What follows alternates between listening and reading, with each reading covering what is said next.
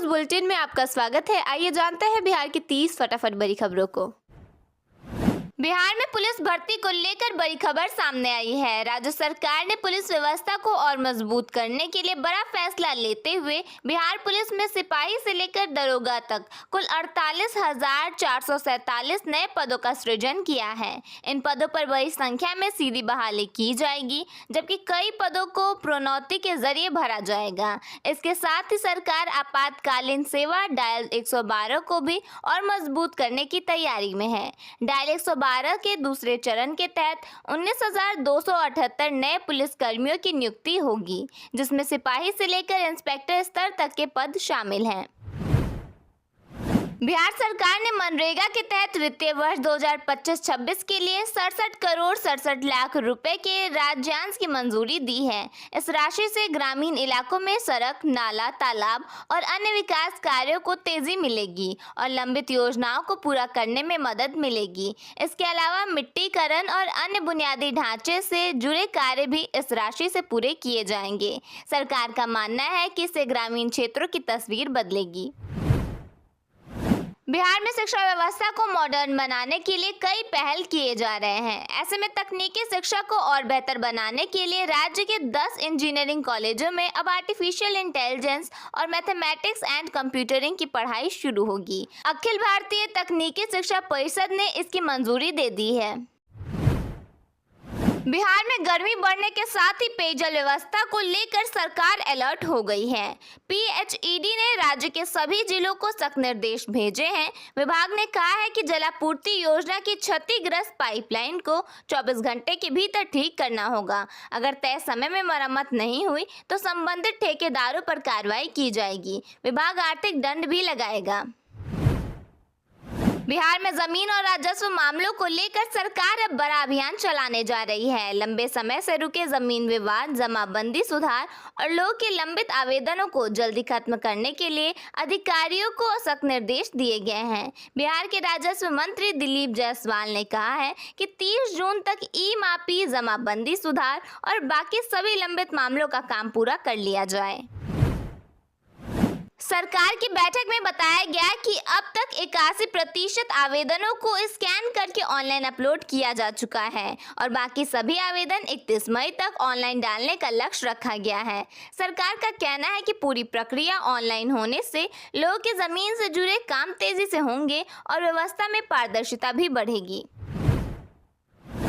बिहार में एक बार फिर गर्मी का असर तेज होने वाला है। मौसम विभाग ने अगले 48 घंटे के दौरान राज्य के अधिकांश जिलों में दिन के समय तापमान में 3 से 4 डिग्री तक बढ़ोतरी की संभावना जताई है। इसके साथ ही रात में उमस भरी गर्मी लोगों की परेशानी और बढ़ा सकती है। पटना मौसम विज्ञान केंद्र ने 20 मई को पूरे राज्य में बारिश का ऑरेंज अलर्ट जारी किया है। 21 और 22 मई को कई जिलों में येलो अलर्ट जारी किया गया है। तेज आंधी, बारिश और वज्रपात को लेकर लोगों को सतर्क रहने की सलाह दी गई है। बिहार के स्कूलों में नई स्कूल मैनेजमेंट कमेटी बनने जा रही है, जिससे अभिभावकों की भूमिका पहले से ज्यादा मजबूत होगी। अब निजी और सरकारी स्कूल किताब, यूनिफॉर्म और फीस के मामले में मनमानी नहीं कर सकेंगे। शिक्षा विभाग ने पारदर्शिता बढ़ाने और अभिभावकों को राहत देने के लिए सख्त नियम लागू किए हैं। शिक्षा विभाग ने साफ कर दिया है कि कोई भी स्कूल अभिभावकों को किसी खास दुकान, विक्रेता या ब्रांड से किताब, कॉपी, पठन पाठन सामग्री या यूनिफॉर्म खरीदने के लिए मजबूर नहीं करेगा। राज्य के विभिन्न विश्वविद्यालयों के सरकारी और निजी कॉलेजों में 2 वर्षीय बीएड और शिक्षा शास्त्र कोर्स में नामांकन के लिए संयुक्त प्रवेश परीक्षा 7 जून को आयोजित की जाएगी। यह परीक्षा बिहार के 11 प्रमुख शहरों में होगी। अब तक राज्य भर से 82,425 अभ्यर्थियों ने सफलतापूर्वक पंजीकरण कराया है। वहीं ऑनलाइन आवेदन की अंतिम तिथि 21 मई तय की गई है। बिहार के लिए वाराणसी से कोलकाता तक बनने वाला 610 किलोमीटर लंबा ग्रीनफील्ड एक्सप्रेसवे गेम चेंजर साबित हो सकता है। इस हाई स्पीड कॉरिडोर का सबसे बड़ा फायदा बिहार को मिलेगा, क्योंकि इससे राज्य के 9 अहम जिलों की कनेक्टिविटी यूपी, झारखंड और पश्चिम बंगाल से सीधे मजबूत होगी। दक्षिण बिहार के कैमूर, रोहतास, औरंगाबाद और गया जैसे जिलों के लोगों के लिए सफर आसान, तेज और सुविधाजनक हो जाएगा।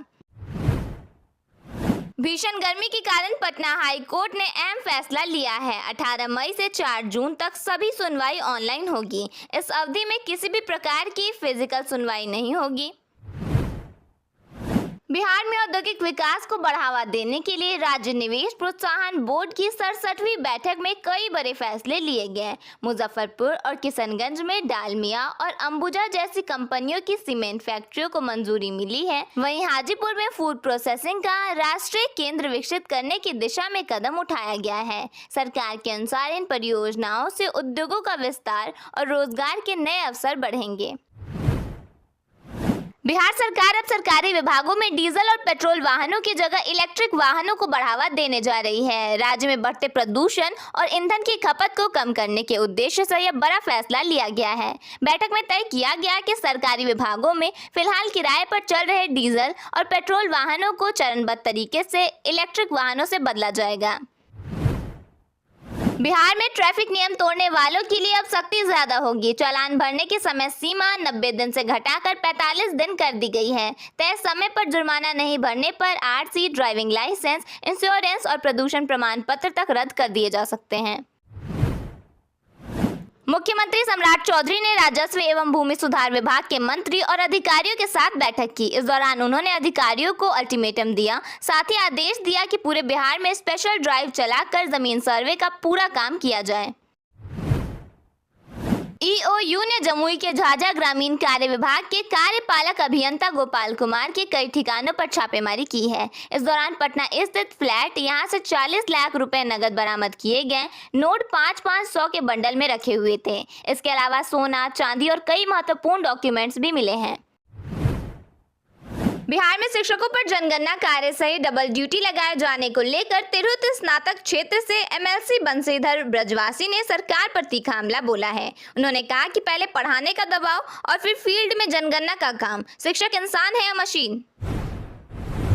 ग्रामीण कार्य विभाग के एग्जीक्यूटिव इंजीनियर गोपाल कुमार करोड़ों की प्रॉपर्टी के मालिक निकले हैं। पटना और जमुई में ईओयू की रेड के बाद उनके पास 50 लाख रुपए कैश समेत जमीनों में निवेश से जुड़े कई दस्तावेज मिले हैं।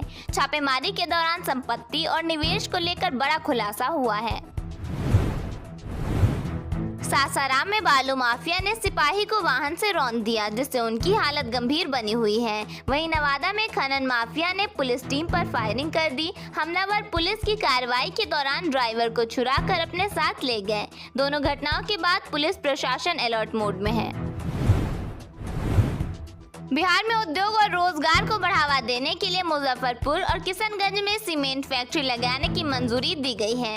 वहीं हाजीपुर में देश का तीसरा फूड प्रोसेसिंग सेंटर बनाया जाएगा। डिप्टी सीएम सम्राट चौधरी ने कहा कि इन परियोजनाओं से राज्य में रोजगार बढ़ेगा और अब युवाओं को नौकरी के लिए बिहार छोड़कर बाहर नहीं जाना पड़ेगा। पटना में इंदौर की तर्ज पर स्ट्रीट फूड हब बनाया जा रहा है। करीब 4 करोड़ रुपए की लागत से इस परियोजना का निर्माण हो रहा है और अब तक 50% काम पूरा हो चुका है। यहाँ चंपारण मटन, खाजा और ठेकुआ समेत बिहार के कई प्रसिद्ध व्यंजनों की दुकानें सजेंगी। पेट्रोलियम पंप एसोसिएशन की हड़ताल के बीच बिहार में सप्लाई प्रभावित होने से 27 पेट्रोल पंप बंद हो गए हैं। पटना समेत कई शहरों में पेट्रोल देने की लिमिट तय कर दी गई है। इस बीच राज्य में पेट्रोल की मांग 21% तक बढ़ गई है। सुल्तानगंज चेयरमैन राजकुमार गुड्डू और एग्जीक्यूटिव ऑफिसर हत्याकांड मामले में पुलिस ने उप सभापति समेत उनके दोनों बेटों पर इनाम घोषित किया है। इस मामले का मुख्य आरोपी रामधनी यादव पहले ही पुलिस एनकाउंटर में मारे जा चुके हैं। मुजफ्फरपुर में शादी के 16वें दिन एक दुल्हन कैश और ज्वेलरी लेकर फरार हो गई। दूल्हे ने बताया कि सुबह नींद खुलने पर घर से कीमती सामान गायब मिला। तिजोरी खाली देखकर परिवार के लोग भी हैरान रह गए। मौसम विभाग ने बिहार के 20 जिलों में आंधी बारिश का अलर्ट जारी किया है। आकाशीय बिजली गिरने की भी संभावना है। इस दौरान 50 किलोमीटर प्रति घंटे की रफ्तार से हवा चल सकती है।